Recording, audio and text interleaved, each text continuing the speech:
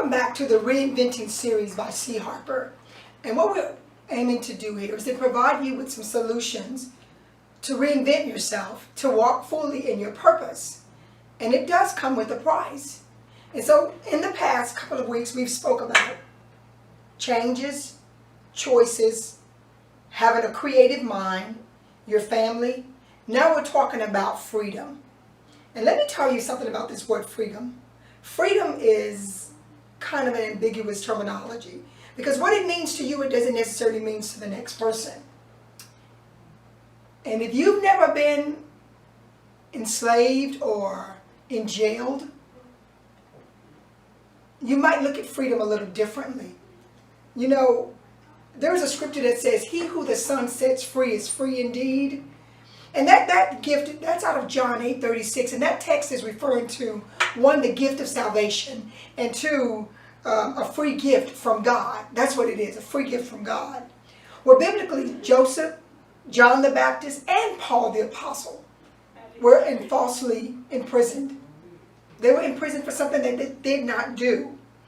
Well, we all have a freedom story. We all have something that we got caught up in, that we got accused of we didn't do.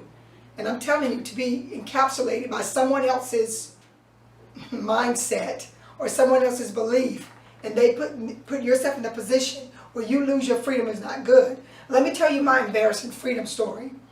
When I went through a divorce, I finally got in my possession a vehicle that I once shared with my ex-spouse. And in sharing that vehicle, the tags had expired. And so I drove the vehicle around, which I was responsible for. And one day I received a ticket. And that ticket cost me. I had to go to jail. And for 8 hours, I was in jail over a ticket. Now, I was very fortunate or blessed because I had just gone to the bank and withdrew $300.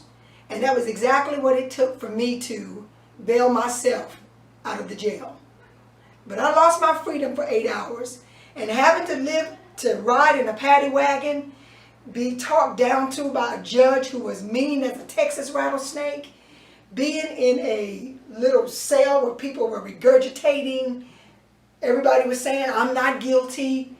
To lose my freedom for 8 hours was absolutely devastating. And so I say to you about freedom, you know, temporarily losing it can be something you don't want to get. It'll make you appreciate being free. And Stephen Covey wrote, he said, every human has 4 endowments: self-awareness, conscious, independent will, and creative imagination. These give us the ultimate human freedom. We have the power to choose, to respond, and to change. Don't take your freedom for granted. And you know, the word freedom is just a 2-syllable word, but it's very ambiguous because to me it means one thing and to you it means another. And you have to ask yourself about liberty and independence and without restraint and the right to choose. That's how we tend to view freedom. And some would say that there are 2 kinds of freedom: freedom to and freedom from. You see, freedom from bondage or entrapments like drugs and imprisonment, bad relationships.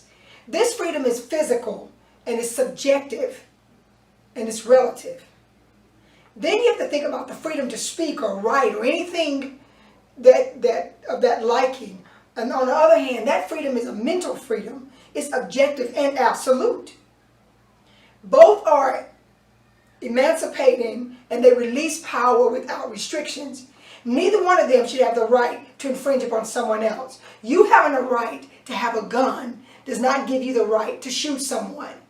So when you're talking about walking in your purpose, you need to understand you have the freedom to do so.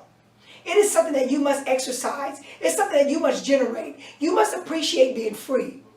There are people who are not free, who do not have the opportunity to walk in freedom like you and I do. And so you're set free. Take advantage of it. Walk in your freedom without limits. Don't be ignorant. Don't ignore the fact that you have the ability to come and go, that you live in a country that's free. You know, what is freedom? Is it worth the fight? Then fight for your purpose. You decide. You make it personal. And by all means, make it necessary.